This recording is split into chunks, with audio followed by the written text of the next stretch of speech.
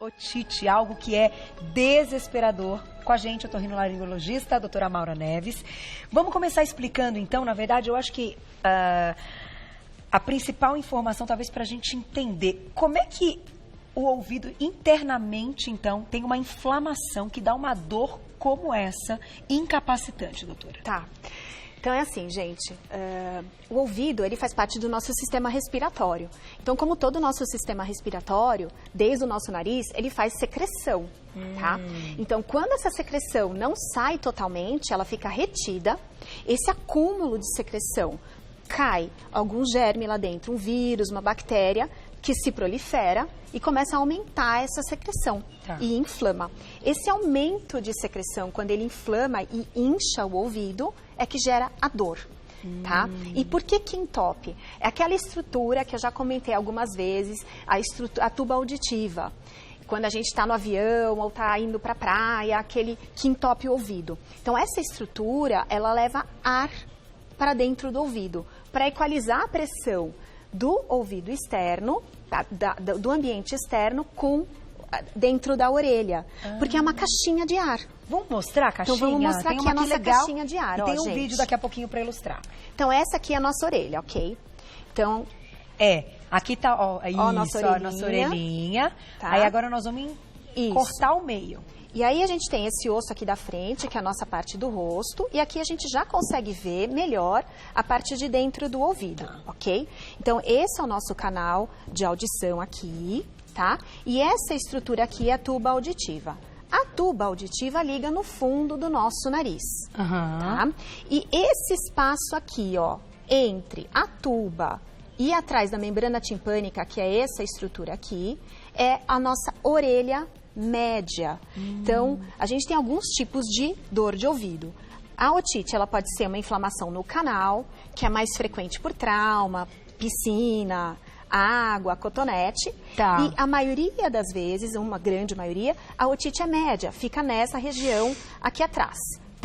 Então, a dor intensa vem porque o tímpano, ele se insufla, ele fica gordinho, de tanta secreção que tem lá dentro, fora todo o processo inflamatório, tá? E isso normalmente, assim, as nossas dores todas começam sempre a piorar muito à noite. Ah, que delícia! Né? Então ninguém chega dorme lá 2 da manhã, né? Aquele período, as crianças começam a ficar muito mais incomodadas com a dor. Lógico, dói o dia inteiro, mas às vezes à noite é que a gente é surpreendido por alguma novidade. Só que essa secreção, porque é o que a gente nota também, então aí a gente já junta com outros quadros que você já falou no programa, rinite, sinusite e tal, a gente produz a secreção e não quer dizer que toda vez que você tem muita secreção, você vai ter a dor de ouvido. Não, mas exatamente. Por que a secreção vai parar lá enfim, às vezes e outras não? Tá.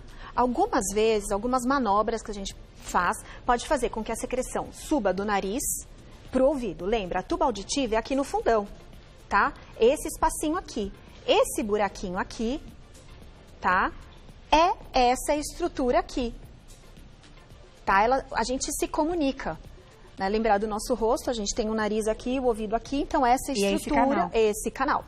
Então, quando o nariz inflama, essa saída aqui no fundo fecha. Se ela fecha, inflama toda essa estrutura até aqui em cima e a secreção que é produzida aqui não desce ou uma secreçãozinha que tenha subido também sobe e não consegue descer mais e se acumula ali. E aí da bactéria. Exatamente. Algumas vezes isso pode acontecer, outras vezes não.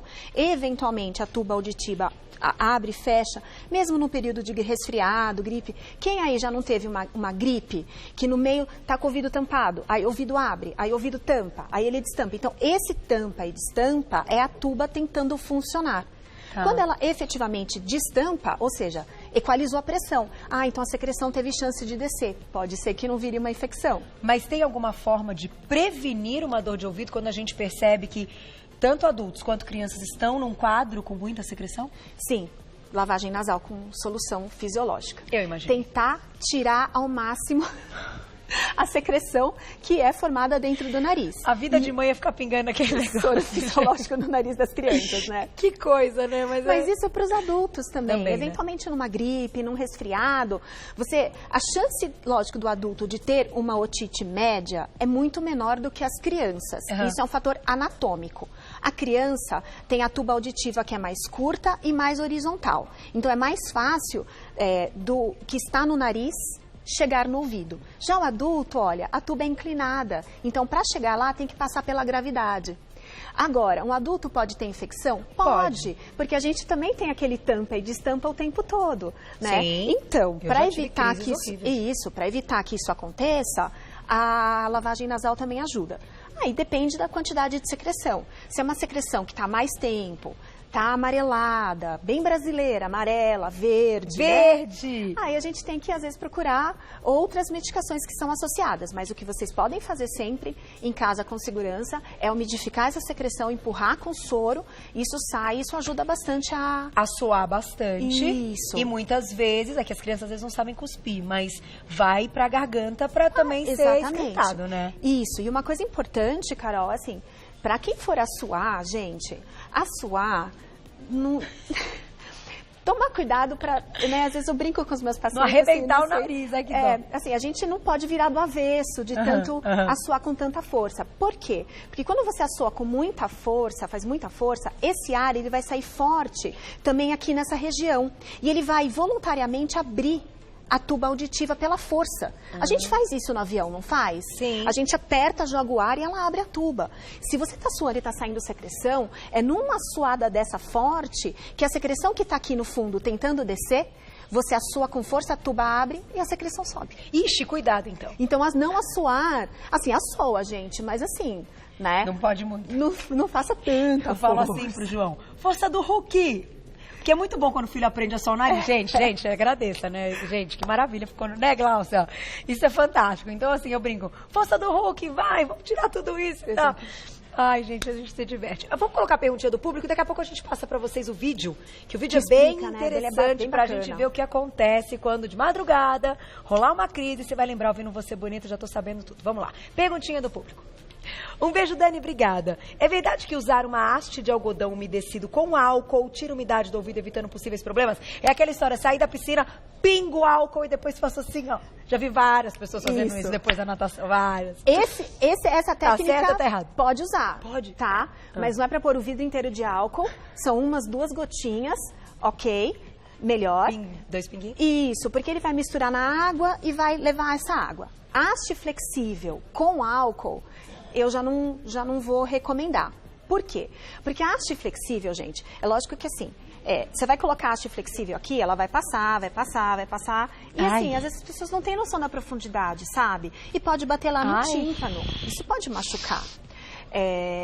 Outra coisa se a pele está umedecida e você passa, mesmo que seja um algodão aqui, para enxugar, isso vai levar um trauma nessa região, mesmo que tenha álcool. Então, eu não gosto da haste flexível, tá? Haste flexível eu acho que é excelente para a gente limpar.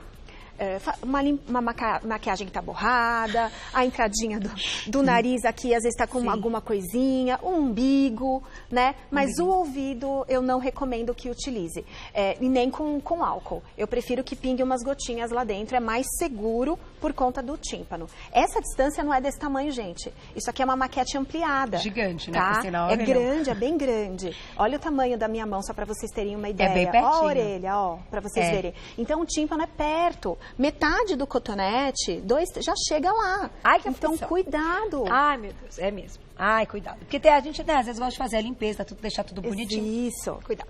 Perguntinha do público na tela. Olha lá. Tati, beijo. Ai, que foto linda. Como lavar o cabelo sem entrar água no ouvido? Tem alguma outra opção além daqueles tampões? E até o lance da piscina, né? E se aqueles tampões são realmente uma solução? Tá.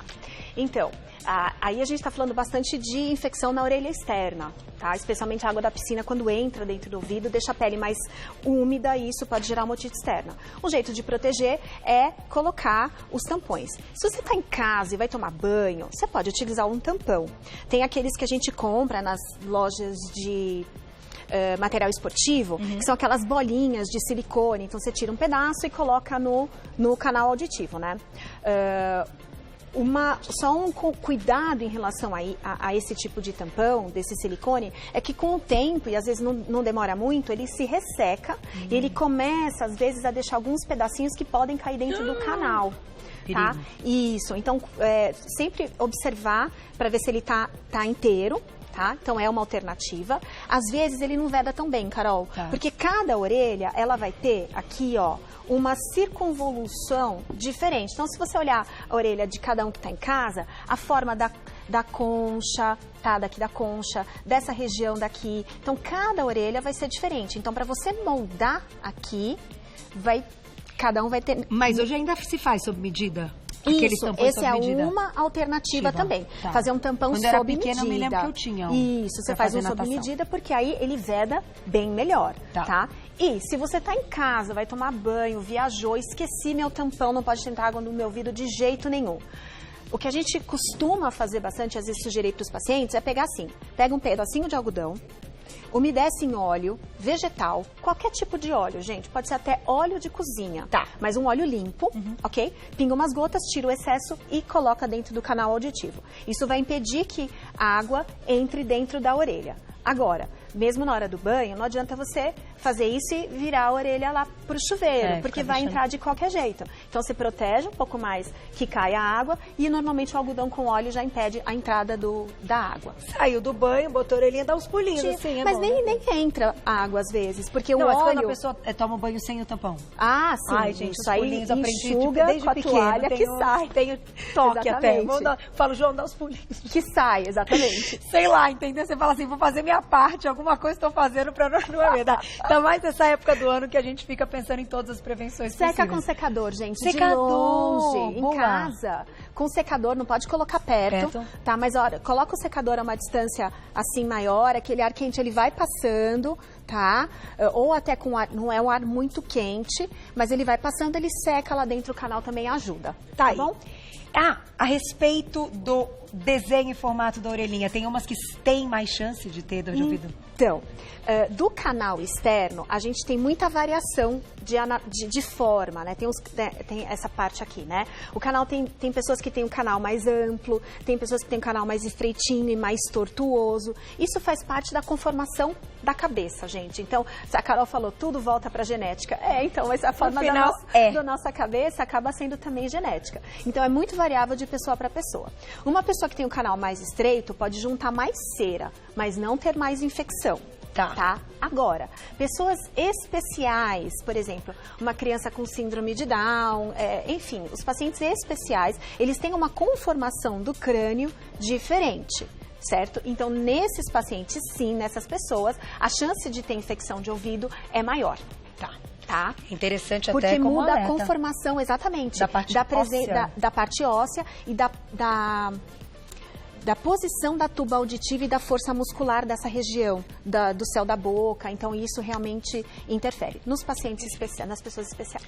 Temos um monte de perguntas, o diretor acabou de falar, nós vamos dar sequência, então, com um monte de pergunta do público agora, 1, 2, 3 Nossa, e já!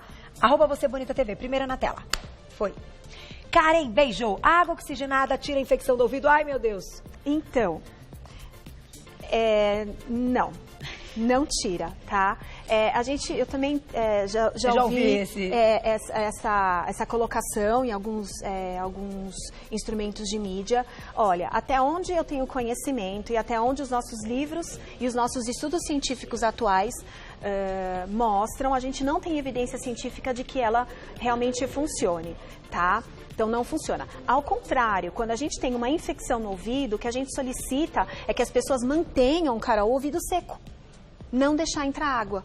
Tá. Então, porque quando entra água lá dentro, quando entra a umidade, a gente piora a ação dos próprios medicamentos. Põe uma touca, né? Isso. Não lava o cabelo, bota a touca. Também ajuda. Também. Isso. Além do tampão com olhinho. Vai na touca, gente. Água oxigenada, até onde sabemos, não funciona. Próxima pergunta. Beijo, Gabi, obrigada. É normal ter que fazer remoção de cera no ouvido uma vez por ano? Interessante essa pergunta, aquelas famosas limpezas. E aí? Então, pode acontecer, varia também de pessoa para pessoa. E isso é uma coisa bastante interessante, assim, a gente tem algumas mudanças de formação de cera no nosso organismo. A cera, ela é uma defesa do canal, o canal faz a cera do lado da célula que faz, não tem suor na orelha quase, então é mais a cera. Quando o ambiente é muito quente, a formação de cera tende a ser maior. Tá. Então, o nosso país é um país quente. Então, a gente pode ter uma formação de cera maior. Algumas pessoas formam mais. E quanto mais idade nós temos, mais a gente forma um pouco mais de cera. E há algumas mudanças na formação, na estrutura da pele do canal auditivo, que fazem com que essa cera fique mais presa dentro do ouvido, tá? Então... E é importante a retirada. Isso, porque senão você acaba não ouvindo. Então, algumas pessoas, Carol, precisam realmente tirar a cera uma vez por ano, uma vez a cada 6 meses, é muito variável. Quando é que a gente sugere que seja removido? Quando tem um excesso e que causa algum problema normalmente auditivo. Lembrar que a cera, ela funciona como uma proteção dessa pele. Então, assim, evitar de ficar removendo... em casa sozinho. Isso, em casa sozinho, que pode machucar também. Mas um excesso de cera não traz uma inflamação e bactéria, coisa e tal? Não, normalmente não. Tá? Ela protege.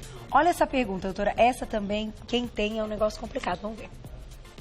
Dani, obrigada, beijo. O que significa o zumbido? Os zumbidos. Eu conheço umas pessoas que têm zumbido. Tipo o dia inteiro, tá? O dia inteiro, né? Então, gente, o zumbido é aqui, ó. Voltando para nossa maquete, a hora que a gente abrir aqui, a gente chega mais perto... vem meninos aqui do pertinho. Nosso ouvido. Será que a gente consegue mostrar aqui por cima? Vamos ver, ó. Vê. Toninho, acho que Saulito vem. Que coisa, né? Então, esse é o nosso órgão auditivo, gente. Olha que dá pra ver bem bonitinho. bonitinho aqui na maquete, ó. É isso então, aqui. Esse aqui é o nosso labirinto e essa é a nossa cóclea. Ó, eu vou tirar ela daqui pra gente conseguir ver melhor. Ó. Tá. Certo? Ó. Então, o nosso caracolzinho, o órgão da audição. E o nosso labirinto, lembra da labirintite, da tontura? Sim, tontura. Vem deste órgão aqui, olha, que tem esses 3 anéis circulares. Tá. Da onde que vem o zumbido? O zumbido vem de uma alteração de percepção de audição aqui da cóclea, tá?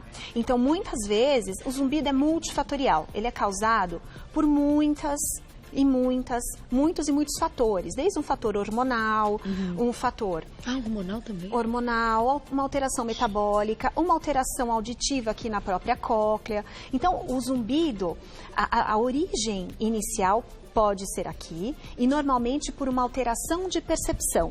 Então, a pessoa, lembra lá do nosso cérebro, a gente tem uma central de emoções, né? Então, nessa central de emoções, a gente tem uma alteração de percepção dos ruídos que são gerados e a gente começa a se atentar mais aos ruídos que são gerados aqui na nossa cóclea. E tem cura, tem tratamento? Sim, nós temos cura, tem tratamento. Lógico que o tratamento é voltado para a causa do zumbido. Então, quando a pessoa tem um zumbido e procura um médico, a gente tem uma série de exames de investigação que tem que ser feitos. E muitas vezes a gente tem uma combinação de fatores. Por isso que às vezes é tão difícil da gente conseguir tratar. Mas e pode tem ser tratamento multidisciplinar, pode ser. Otorrino com enfim, um neuro, coisa e tal? Sim, pode ser multidisciplinar, Carol. Olha, uma das causas que às vezes as pessoas até... Porque o zumbido é um negócio complicado. Zumbido né? Incomoda, gente, né? Você ficar zumbido ouvindo... é longo, é uma pauta longa, porque são muitos fatores. O zumbido, ele pode ser gerado, por exemplo, as pessoas... Quem tem bruxismo e aperta os dentes pode ter uma alteração na articulação temporomandibular, que é essa que abre e fecha a boca. Tá. Uma inflamação aqui pode dar zumbido. Quem tem uma dor cervical, hérnia de disco, uma tensão, torcicolo, isso pode dar uma tensão muscular que vai se refletir nessa região do ouvido. A gente tem que lembrar que a gente é ligado, não adianta segmentar a pessoa. Então, assim, o pescoço está ligado na cabeça, então o que acontece aqui pode ter relação aqui. Tá? Junto com isso, uma alteração metabólica, então alteração de colesterol, alteração hormonal, alteração no metabolismo de açúcar, então triglicéridos elevado. Sério? Sim, todos esses são fatores que estão associados também a piorar a causa do zumbido. Outra, você pode ter uma alteração específica no órgão auditivo. Tá. Então, se a pessoa tem um pouquinho de um pouquinho de outro, um pouquinho de outro, é o nosso copo de água que vai subindo. E aí você tem uma percepção aumentada e você vai ter todo o sintoma do zumbido. Então, para quem perguntou sobre zumbido, o zumbido é um capítulo muito vasto que eu estou tentando resumir aqui muito rapidinho. Não, diretora disse que nós vamos. Tá, e aí nós vamos trazer alguém para tratamento. falar que tem zumbido. Manda pra gente se tiver zumbido. Manda no direct lá do @VocêBonitaTV pra gente ouvir seu depoimento. É interessante entender, né? E até, enfim, a frequência. É um tema muito, muito vasto. É o próximo, já. Tá fechado, já. Tá. Vamos pra última perguntinha. Dá tempo, mais uma perguntinha do público. Olha lá. Um beijo, Maria. Obrigada. Quando tenho sinusite, meu ouvido fica tampado. Isso pode causar problema no ouvido futuramente? É aquilo que você falou do abre e fecha. Isso, é o abre e fecha. Olha, dificilmente, Dora, isso vai gerar um problema definitivo no seu ouvido, ok? Você vai ter aquela infecção, a tuba vai inflamar, a sinusite vai ser tratada e a audição vai voltar ao normal. Então, problema definitivo não. Mas assim, naquele momento você vai ter um problema, vai ficar aquele abre e fecha, tampa e destampa. Aí tem você que vai tampar ficar o nariz. com cuidado, se tiver catarro, às vezes realmente... Uma dica muito rápida que eu vou dar. Se você tá com uma gripe e um resfriado, entre tapar o nariz e ativar a tuba de outra maneira, exemplo, uma goma de mascar, use a goma de mascar. Porque às vezes fazer essa manobra aqui, de tampar o nariz e jogar, tentar destampar, você pode jogar secreção e agravar a infecção, tá? Então, tenta com a goma de mascar, porque ela também ativa e faz abrir a tuba, que é o que a gente usa em avião. Então, subindo no avião também, mastiga e descendo isso, também. Mascando a goma. Exatamente. Boa. Mastiga que ela resolve e você não joga a secreção lá no seu ouvido. Sabe tudo, doutora Maura Neves, otorrinolaringologista, mais uma vez com a gente. Grande aula, hein? Parabéns. Obrigada, Carol. Quem quiser saber mais, tem o Instagram da clínica para você mandar perguntinhas. Eu sei que chegaram várias, mas a doutora volta e a gente responde com o maior prazer. @medprimus, MEDPRIMUS, Medprimus. Você já encontra todo o trabalho da doutora Maura. Obrigada, Muito obrigada. mais uma vez. Bom dia. Um beijo.